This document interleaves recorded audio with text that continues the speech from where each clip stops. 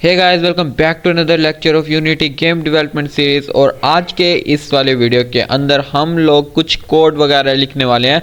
जैसे कि आपको याद होगा कि पिछले वाले वीडियो के अंदर हमने एक प्लेयर को ऐड किया था जो कि ये रहा, और इसकी हमने एक स्क्रिप्ट राइट की थी। बेसिकली हमने खुद से नहीं राइट की थी, हमने सिर्फ कॉपी करके पेस्ट कर दिया था। बट आज के इस वाली वीडियो में हम लोग खुद से एक स्क्रिप्ट को राइट करने वाले हैं। यस, ये आपकी पहली स्क्रिप्ट होने वाली है, तो बहुत ज़्यादा मज़ा आने वाला है वीडियो में। तो अगर आपने अभी तक वीडियो को लाइक नहीं किया तो वीडियो को लाइक कर देना। ओके, तो बिना टाइम वेस्ट किए वीडियो को स्टार्ट करते हैं। तो देखो, यहाँ पर हमने एक प्लेयर तो ऐड कर दिया था, अब हम लोग एक कोलेक्टेबल ऐड करने वाले हैं। कोलेक्टेबल क्या होता है कि जैसे कोई गाड़ी मूव करी है तो उसके आगे हम एक स्टार को प्लेस कर देंगे। गाड़ी स्टार से टकराएगी तो वो उसको कलेक्ट कर लेगी, जैसे नॉर्मली गेम्स के अंदर होता है। तो कोलेक्टिबल हमारे पास पहले से एडसेट्स में मौजूद है, तो हम सिंपली उसको ड्रैग करके ना इस प्लेयर के सामने रख देंगे ताकि ये उसको कलेक्ट कर पाए।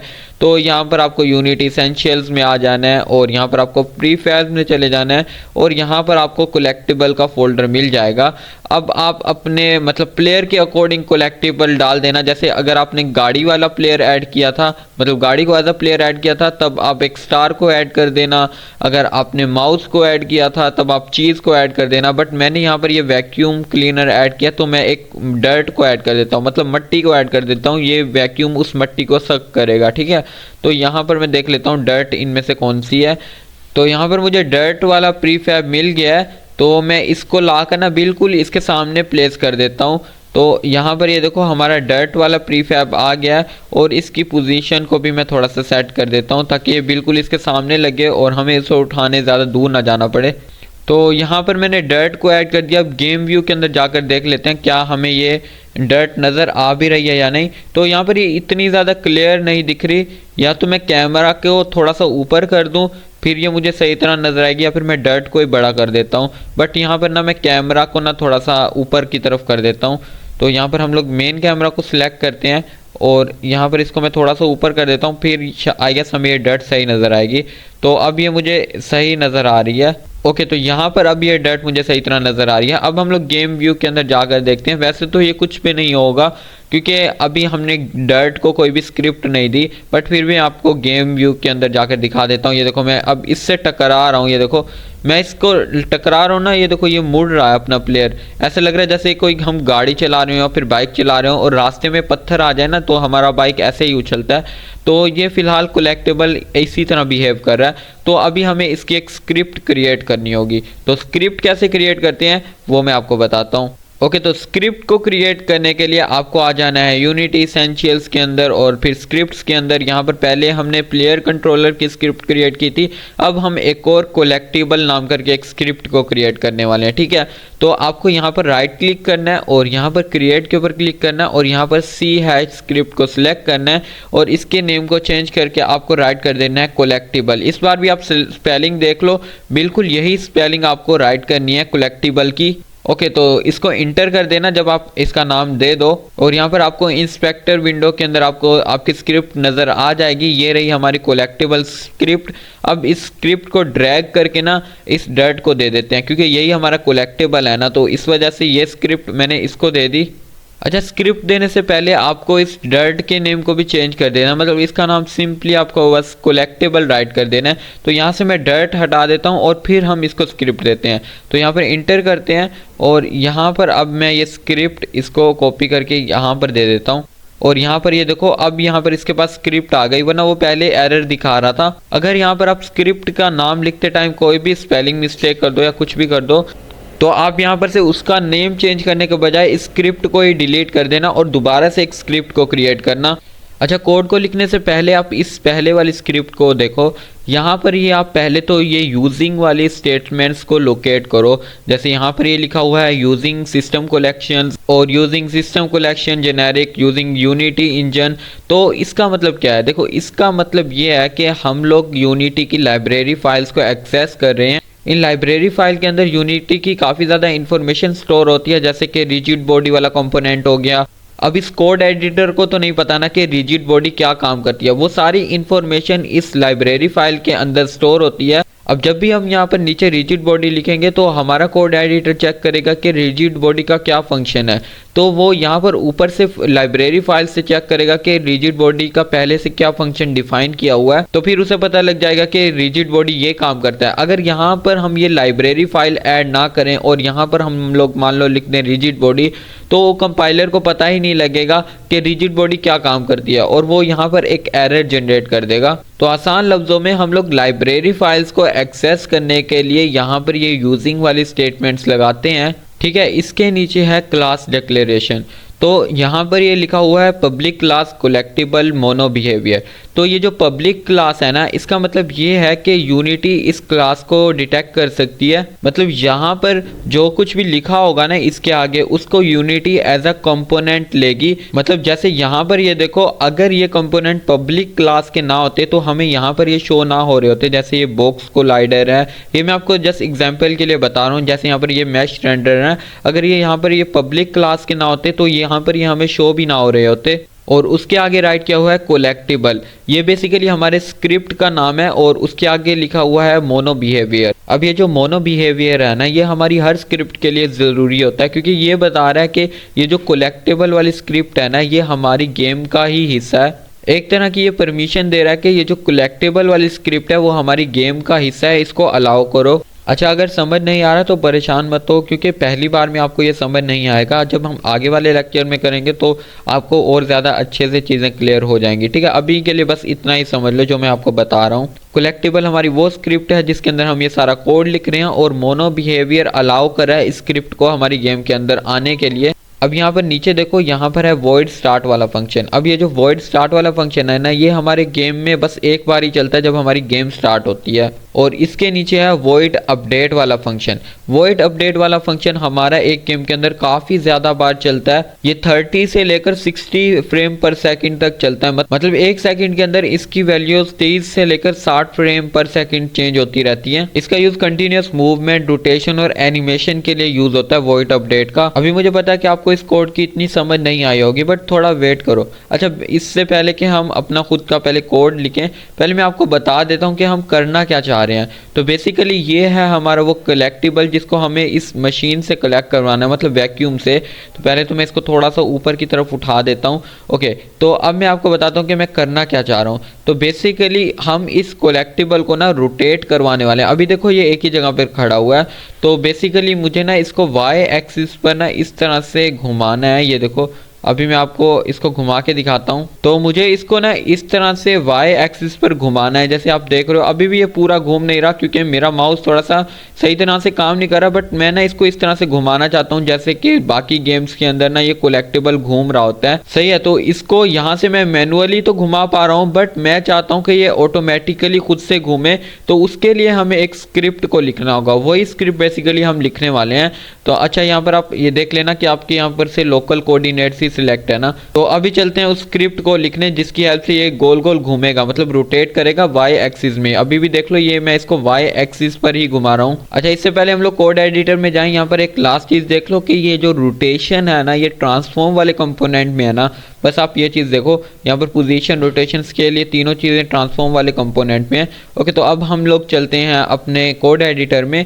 ओके, तो यहाँ पर हमें क्या करना है, बेसिकली हमें उस डर्ट को ना रोटेट करवाना है। अब वो जो रोटेशन का कोड है ना, वो हम लोग लिखेंगे इस वॉइड अपडेट वाली जगह पर। मतलब ये जो वॉइड अपडेट की ये जो कर्ली ब्रेसेस है ना नीचे, इधर लिखेंगे, क्योंकि मैंने आपको बताया था कि वॉइड अपडेट के अंदर वैल्यूज कंटिन्यूसली चेंज होती रहती हैं। तो बेसिकली अभी हमें क्या करना है, हमें उसकी रोटेशन की वाई एक्सिस पर जो वैल्यू है उसको कंटिन्यूसली चेंज करवाते रहना ना। जैसे मैंने आपको अभी माउस के साथ इसको चेंज करके दिखाया था, जैसे मैं आपको करके दिखा रहा हूँ कि इसकी वैल्यू को मैं कंटिन्यूसली चेंज करवा रहा हूँ बार बार। तो अभी हमें यहाँ पर भी कुछ एक ऐसा कोड लिखना होगा जिससे उसकी वैल्यू कंटिन्यूसली वाई एक्सिस पर सिर्फ चेंज हो और किसी एक्सिस पे मत चेंज हो, सिर्फ वाई एक्सिस पर। तो उसके लिए हम लोग यहाँ पर सिंपली राइट करने वाले हैं ट्रांसफॉर्म डॉट रोटेट। यहाँ पर ट्रांसफॉर्म का टी आपको स्मॉल लिखना है और डॉट के बाद रोटेट का जो आर है ना वो कैपिटल लिखना है, बिल्कुल ऐसे ही लिखना है। उसके बाद आपको ये राउंड ब्रैकेट लगानी है और यहाँ पर आपको राइट करना है 0, मतलब x एक्सिस पर 0 होगा, उसके बाद कोमा, और y एक्सिस पर हम लोग 1 लिखेंगे, मतलब एक। अब यहाँ पर 1 इसलिए लिखा है, ये एक फ्रेम में ना 1 डिग्री रोटेट करेगा y एक्सिस में। जैसा मैंने आपको पहले बताया था कि एक सेकंड के अंदर गेम के अंदर 30 से लेकर 60 फ्रेम होते हैं, तो ये जो 1 है ना, ये हर फ्रेम में 1 डिग्री रोटेट करेगा, मतलब एक सेकंड के अंदर ये 60 डिग्री तक रोटेट कर सकता है y एक्सिस पर। और यहाँ पर फिर से z एक्सिस में भी हम लोग 0 इंटर करेंगे, और उसके बाद कोमा, और फिर से यहाँ पर एंड में आपको सेमीकोलन भी लाजमी से लगा देना है, ये होता है सेमीकोलन। सॉरी, यहाँ पर ये लास्ट में कोमा नहीं आएगा 0 के बाद में, इस वजह से यहाँ पर ये नीचे रेड लाइन आ रही थी। ओके, इतना करने के बाद आपको यहाँ पर कंट्रोल एस करके सेव कर लेना है, ठीक है। ये आपको खुद ही सेव हो जाएगा। जब आप सेव करोगे तो ये कुछ शो नहीं कराएगा, ठीक है। तो यहाँ पर अब आपको यहाँ से भी आप वैसे सेव कर सकते हो, फाइल के ऊपर क्लिक करके, और यहाँ पर से सेव कर सकते हो, ठीक है।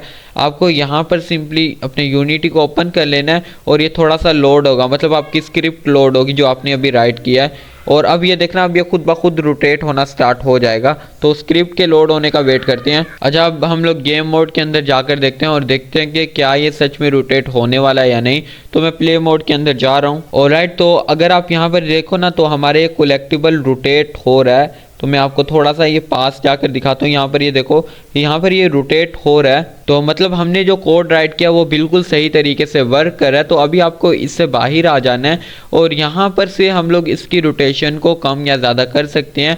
तो मान लो मैं इसकी रोटेशन को कम करना चाहता हूँ, मतलब 0.5 करना चाहता हूँ। तो यहाँ पर मैं कोड में आऊँगा, और यहाँ पर अगर मैं राइट करूँ ना 0.5, तो यहाँ पर देखना ये एक एरर जनरेट करेगा। क्यों? यहाँ पर आप देखना अभी रेड लाइन आएगी। अच्छा, यहाँ पर अब ये लाइन आ नहीं रही, पता नहीं क्यों, बट आपके पास ये आ रही होगी।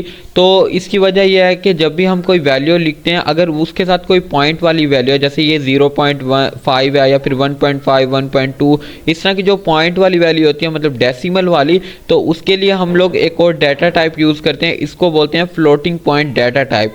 तो जब भी हम कोई पॉइंट वाली वैल्यू लिखेंगे, तो उसके साथ हमें यहाँ पर एंड में ज़रूर f राइट करना होगा। f का मतलब है फ्लोट। बेसिकली हम अपने कोड एडिटर को बता रहे हैं कि ये एक फ्लोट वाली वैल्यू है, इसको एज अ फ्लोट वाली वैल्यू ही ट्रीट किया जाए। अगर आप पॉइंट वाली वैल्यू के साथ f नहीं लिखोगे तो वो आपका एरर देगा, ठीक है। अभी यहाँ पर हम लोग कंट्रोल एस करके इसको सेव कर लेते हैं, और यहाँ पर ये यूनिटी में स्क्रिप्ट भी वापस से लोड होगा। अब यहाँ पर इसकी स्पीड ना थोड़ी सी स्लो हो जाएगी। अच्छा, अब अगर आप देखो ना, जब भी हमें यहाँ पर इसकी वैल्यू को चेंज करना होता है रोटेशन स्पीड की, तो हमें क्या करना पड़ता है, बार बार अपनी स्क्रिप्ट के अंदर जाना पड़ता है और यहाँ पर इसकी वैल्यू को चेंज करना पड़ता है। क्या होगा कि अगर यहाँ पर ही कोई हम एक ऐसा एलिमेंट डाल दें जहाँ पर हम, जैसे यहाँ पर ये एक्स वाई जेड की वैल्यू है, जहाँ पर हम बस सिंपली यहाँ पर वैल्यू को इंटर करें और खुद ब खुद ही उसकी रोटेशन स्पीड चेंज हो जाए, अगर ऐसा हो गया तो भाई हमारे लिए काम बहुत ज़्यादा आसान हो जाएगा। मतलब हम यहीं से इंस्पेक्टर विंडो के अंदर बैठकर ही सब कुछ कर सकते हैं। तो यहीं पर यूज़ होगा अभी यहाँ पर पब्लिक का, मतलब जो चीज़ मैं आपको पहले समझा रहा था, अब यहाँ पर जब हम उसको खुद प्रैक्टिकली यूज़ करेंगे तो आपको और अच्छे से समझ आएगा। तो यहाँ पर अपने आपको कोड एडिटर को ओपन कर लेना है, और यहाँ पर अब आपको यहाँ पर लिखना है इस वाली जो कर्ली ब्रेसेस है ना, ये जो फर्स्ट वाली कर्ली ब्रेसेस है येलो वाली, इसके बाद आपको अपने मतलब कर्सर को ले आना है, इंटर प्रेस करके ना आपको काफ़ी ज़्यादा स्पेस दे देनी है। आप जितनी मर्जी यहाँ पर स्पेस दे दो इंटर प्रेस करके, ये कंपाइलर कोई भी एरर जनरेट नहीं करेगा। बस एक चीज़ आपको ध्यान में रखनी है कि आपको ये वाला कोड इस पब्लिक क्लास कलेक्टिबल के नीचे जो कर्ली ब्रेसेस स्टार्ट हो रही है ना, वहाँ पर लिखना है। यहाँ पर ये वॉइड स्टार्ट में मत लिखने ना। यहाँ पर ये देखो, ये जो कमेंट है start is called before the first frame update, इससे ऊपर वाली जो भी कर्ली ब्रेसेस होगी ना, उसके अंदर आपको लिखना है। तो यहाँ पर आपको सिंपली राइट करना है पब्लिक, और फिर आपको राइट करना है फ्लोट, एंड देन आपको राइट करना है रोटेशन, और फिर आपको राइट करना है स्पीड, उसके बाद सेमीकोलन। ये जो रोटेशन स्पीड है ना, ये हमने एक वेरिएबल क्रिएट किया है, और इसका आर हमने छोटा रखा है और एस बड़ा रखा है। ये जो मतलब जब भी हम वेरिएबल को क्रिएट करते हैं तो हम लोग कैमल केस में क्रिएट करते हैं। मतलब कैमल केस में जो इसकी स्पेलिंग है ना, कैमल का जो सी होता है वो छोटा होता है, और जो केस का सी होता है वो कैपिटल होता है। जैसे कि कैमल का मतलब सर थोड़ा छोटा होता है और उसके पीछे जो उसका हम्प होता है वो थोड़ा बड़ा होता है। तो ये उसी तरह से हम वेरिएबल को क्रिएट करते हैं। मतलब जो फर्स्ट वाला वर्ड होता है उसको छोटा लिखते हैं, और जो अगले वाला वर्ड होता है उसका मतलब कैपिटल लिखते हैं वर्ड। तो अभी भी आपको इतना सही से समझ नहीं आया होगा, बट एक सेकंड रुक जाओ। अब बस आपको यहाँ पर चुपचाप यहाँ पर आ जाना है जो हमने पहले क्रिएट किया था वॉइड अपडेट के अंदर। ये जो 0.5f है ना, इसको आपको अब ख़त्म कर देना है और इसकी जगह पर आपको राइट कर देना है रोटेशन स्पीड। अब ये कंपाइलर आपका पहले खुद ही सजेस्ट कर देगा, मतलब एक बार जब आप वेरिएबल को क्रिएट कर लेते हो ना, वो खुद ही सजेस्ट कर देता है।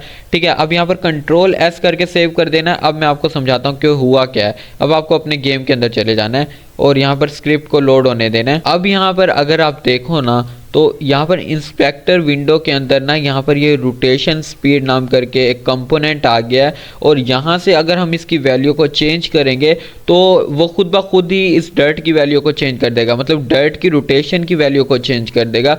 तो अब मैं बताता हूँ कि मैंने किया क्या है। देखो यहाँ पर मैंने एक पब्लिक फ्लोट क्रिएट किया, मतलब पब्लिक का मतलब मैं आपको समझाता हूँ। जब जैसे ही यहाँ पर मैंने पब्लिक राइट किया ना, तो यहाँ पर उसने एक कंपोनेंट ऐड कर दिया और यहाँ पर मैंने फ्लोट इसलिए राइट किया ताकि यहाँ पर ये जो भी वैल्यू है ना, उसको हम लोग मतलब पॉइंट वाली भी इंटर कर सकें। अगर यहाँ पर मैं लिखना चाहूँ कि 10.5 और या फिर 10.6, तो वो मैं लिख पाऊँ यहाँ पर। अगर यहाँ पर मैं ये फ्लोट ना लिखता तो यहाँ पर ना मैं ये पॉइंट वाली वैल्यू को ना लिख पाता, क्योंकि फ्लोट ये बताता है कि ये जो हम वैल्यू राइट कर रहे हैं वो पॉइंट वाली भी हो सकती है, बगैर पॉइंट वाली भी हो सकती है। तो इस वजह से यहाँ पर मैंने फ्लोट को राइट किया और यहाँ पर ये रोटेशन स्पीड है, ये बेसिकली एक वेरिएबल का नेम है जिसके अंदर ये सारा काम हो रहा है। ठीक है, आई होप आपको इतना समझ आ गया होगा। मतलब अगर आपको 20 to 30% समझ आ गया तब भी ठीक है। आप सेम इसी कोड को ना ChatGPT करके भी उससे पूछ सकते हो हिंदी में या फिर उर्दू में, अगर आपको अच्छे से समझ नहीं आ रहा, वरना आने वाली वीडियोस के अंदर हम लोग इसको और अच्छे से समझेंगे। देखो अभी मैं आपको जो समझा रहा हूँ ना, वो मैं आपको यूनिटी के बेसिक समझा रहा हूँ। जो प्रोग्रामिंग के है ना, उनके लिए मैं अलग से वीडियोस बनाऊंगा। मतलब ये यूनिटी के बेसिक्स में ही मैं आपको ये प्रोग्रामिंग वाली चीज़ें बता रहा हूँ। जो हम लोग प्रोग्रामिंग, एक्चुअल प्रोग्रामिंग सीखेंगे, उसके लिए मैं अलग से कोर्स बनाऊंगा जो कि इसी कोर्स का हिस्सा होगा। तो अभी पहले जितना मैं सिखा रहा हूँ उतना आप सीखो, वरना आप ChatGPT भी खुद से कर सकते हो। सही है, तो ज़्यादा परेशान मत होना। तो आज के इस वाली वीडियो के लिए बस इतना ही।